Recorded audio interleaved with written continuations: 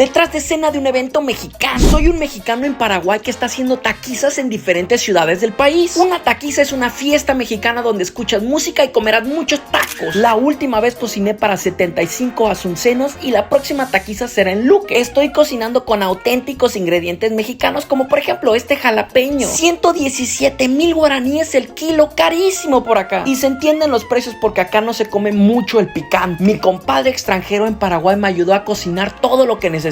Empezamos a cocinar desde las 2 de la tarde la receta de mi abuelita. Y ve hasta qué hora terminamos. Ya son las 12 de la noche, compadres. Y aquí seguimos. La próxima gran taquiza será en la ciudad de Luque. Solo quedan 90 entradas. Aquí te dejo el número oficial para que compres la entrada. Y después de Luque, la próxima gran taquiza será en Ciudad del Este. Mi nombre es Eddie y esto es El Arte del Nómada. Síganme los que no me siguen. Por cierto, solamente a las personas que compren la entrada les enviaré la ubicación y pondré su nombre en las